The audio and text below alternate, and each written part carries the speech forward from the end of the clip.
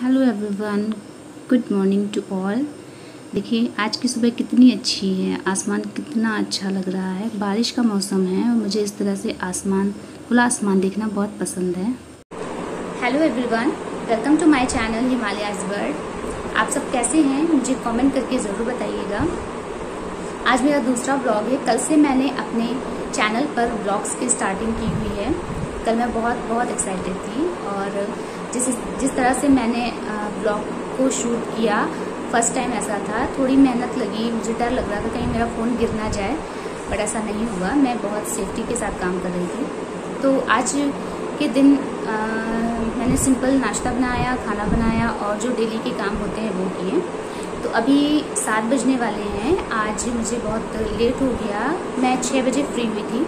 उसके बाद मैं रेडी हुई हूँ। सिंपल मैंने एक हल्की सी हेयर स्टाइल बनाई है, कॉम्पैक्ट और न्यूड लिपस्टिक वेयर किया है बस। और अब शाम को मैं अभी पापा और शुभम जब आएंगे तो चाय बनाऊंगी, उसके बाद फिर खाने की तैयारी होगी। तो सुबह आज मैं 6:30 बजे उठी थी। उसके बाद घर के सुबह के जो काम होते हैं, झाड़ू लगाना, साफ़ सफाई करना, किचन के जो काम लाइक बेड टी बनाना और बेबी के लिए जो दूध गर्म करना और भी बहुत सारे काम। फिर उन सबको निपटाने के बाद मैंने नहाया, फिर उसके बाद पूजा की। तो ये है मेरे लड्डू गोपाल और राधा जी। पहले कल हम लोगों ने सुबह सुजिया लगाई हुई थी, तो अब उसको हटा रही हूँ क्योंकि अब पूजा करनी है और इसलिए साफ़ सफाई, फूल जो भी चढ़ाए जाते हैं उनको हटाना होता है। तो पूजा करनी है, इसके लिए मैं लड्डू गोपाल को स्नान कराती हूँ। ये रोज़ का काम है। साथ में राधा जी को भी स्नान कराती हूँ। तो ये जो कपड़े लड्डू गोपाल ने पहने हैं वो घर के बने हुए हैं, मेरी दी ने बनाए हुए हैं। तो अब इस तरह से मैं स्नान करा रही हूँ। मेरे लड्डू गोपाल नहा रहे हैं और उसके बाद फिर उनको नए कपड़े पहनाएंगे, उनको वस्त्र पहनाएंगे, माला, मुकुट ये सब पहनाते हैं। अभी मैं लड्डू गोपाल को पोंछ रही हूँ क्योंकि गीले हो गए हैं। और उसके बाद फिर कपड़े निकालेंगे। और ये है वो ड्रेस लड्डू गोपाल की जो मेरी दी ने बनाई हुई है। एक्चुअली सारी ड्रेसेस जो भी लड्डू गोपाल की मेरे पास है वो सारी मेरी दीदी ने बनाई हुई हैं और काफ़ी सारी हैं। उनको आता है बनाना, बट मैं भी सीख रही हूँ। और मैं राधा जी को उनकी साड़ी पहना रही हूँ, आप देखिए। इसके बाद अब हम और ये हैं मेरे लड्डू गोपाल तैयार हो गए हैं बिल्कुल। अब देखिए कितने प्यारे लग रहे हैं। अब दीपक और धूप जलाएंगे। इसके बाद और हम टीका कर रहे हैं लड्डू गोपाल को और राधा जी को। ये है लड्डू गोपाल और गणपति का भोग। फिर इसके बाद हम अब आचमन करेंगे और फिर सब भगवान की आरती करेंगे। तो मैं इसी तरह रोज़ पूजा करती हूँ और बस आज रिकॉर्ड किया है, थोड़ा जल्दी है। तो कैसी लगी आपको मेरी पूजा? मैं इसी तरह रोज़ करती हूँ। अब इसके बाद मैंने फिर नाश्ता बनाया। नाश्ते में मैंने सिर्फ सूजी का हलवा बनाया था।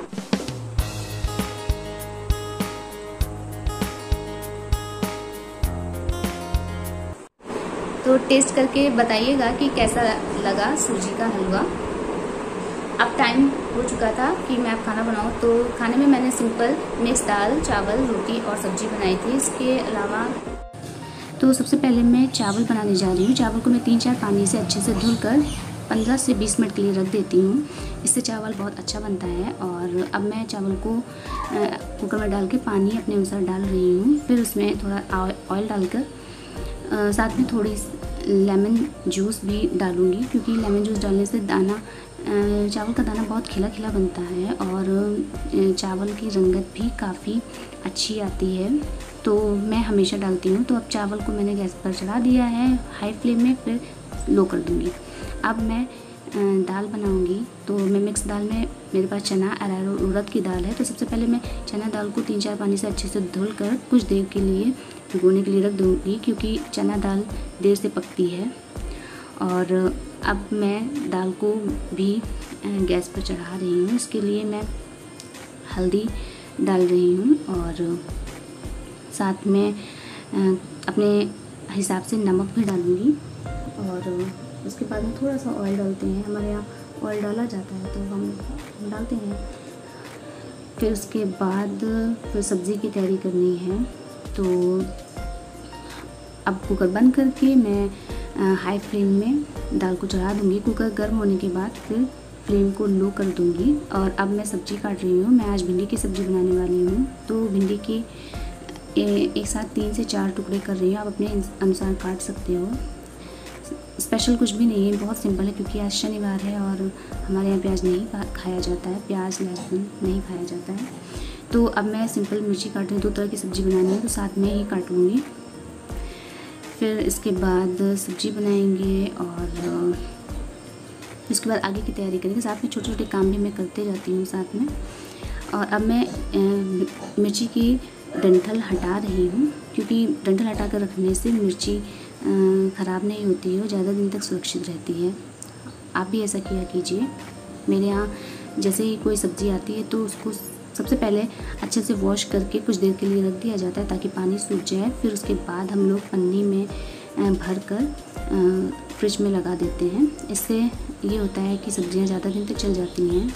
और अगर आप बिना पॉलीथीन में भरे रखोगे तो वो सिकुड़ जाती हैं सब्ज़ियाँ। ओके, तो अब हम ऑयल डाल रहे हैं सब्ज़ी बनाने के लिए। फिर साथ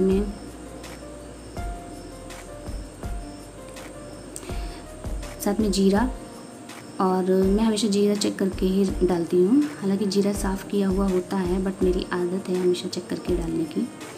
और अब मैं मिर्ची डाल दूँगी और थोड़ा सा दूर हट जाऊँगी क्योंकि डर लगता है मुझे। अब हल्दी डालेंगे।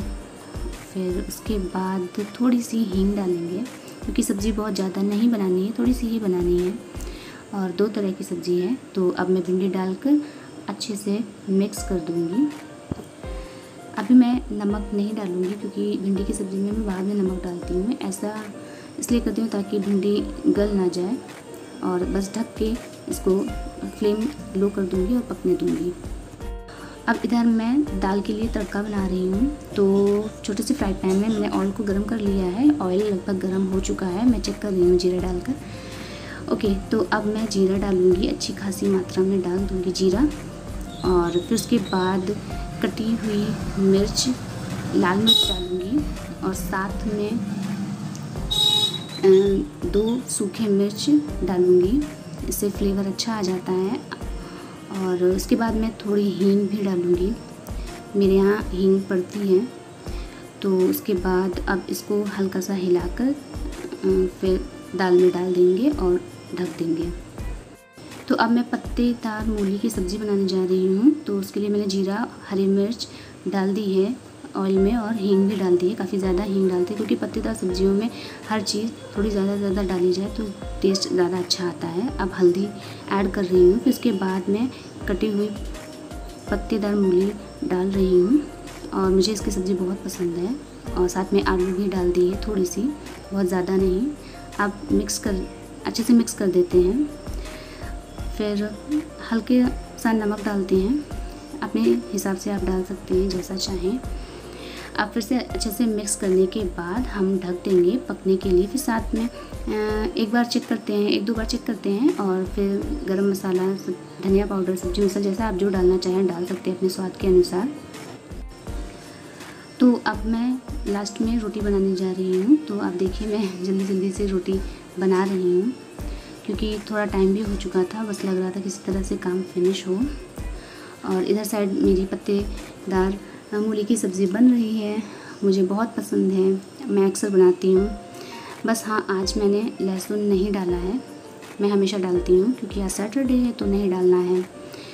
इसी तरह से मैं धीरे धीरे करके अपने किचन का काम कंप्लीट कर रही हूँ। और देखिए रोटी काफ़ी अच्छे से फूल गई है और मैं इसी तरह से सारे काम कंप्लीट करूँगी। आगे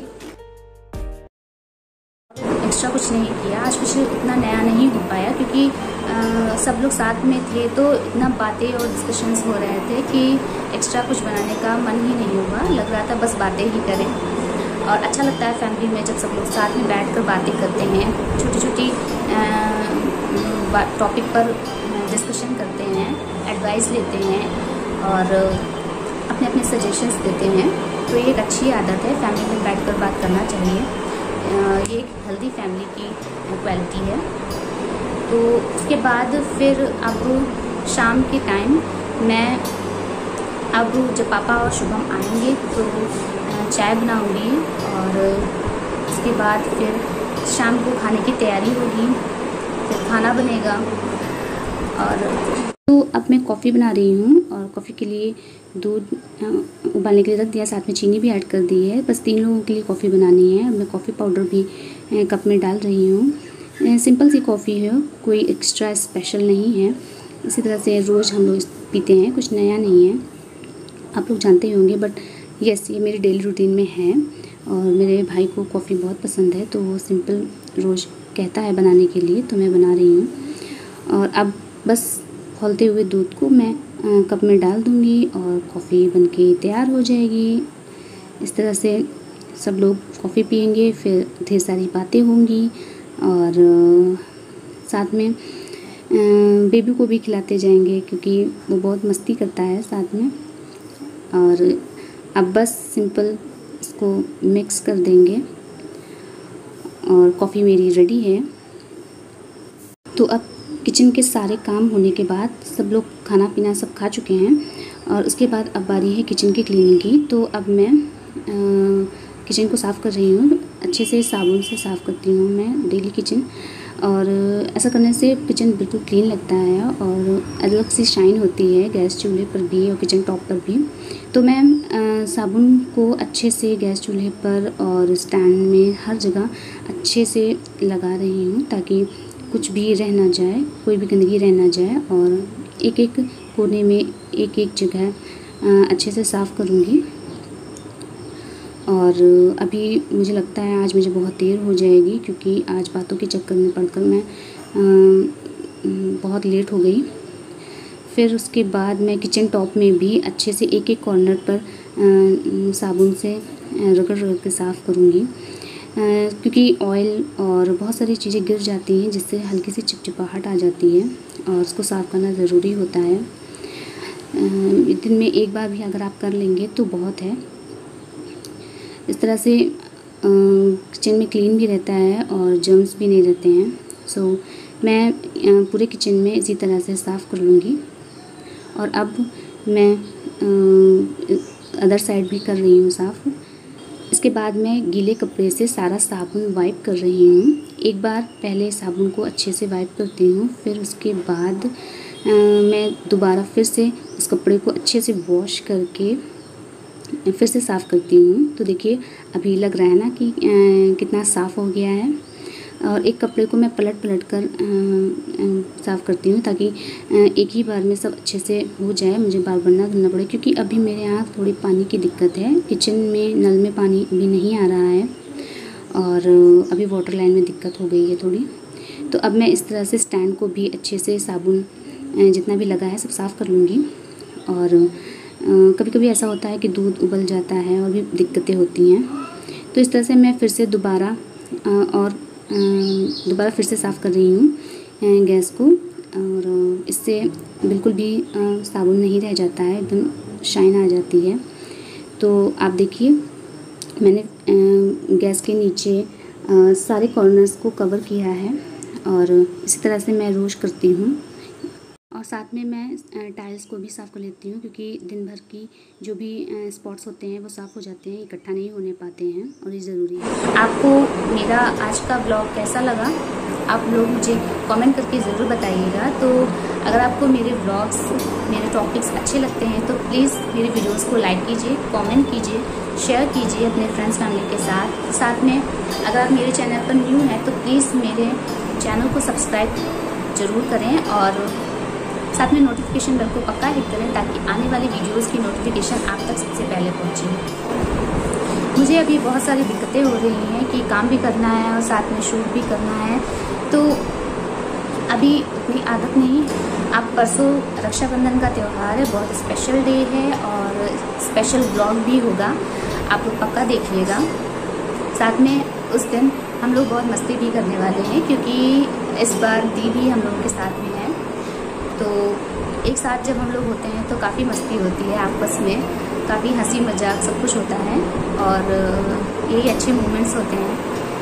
और आप लोग मुझे कमेंट करके बताइएगा कि आपको मेरा रक्षाबंधन ब्लॉग कैसा लगा।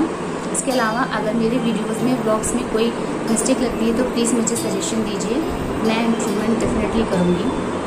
तो अब मिलते हैं अगले ब्लॉग में, तब तक के लिए अपना ख्याल रखिए, स्टे सेफ, स्टे हेल्दी।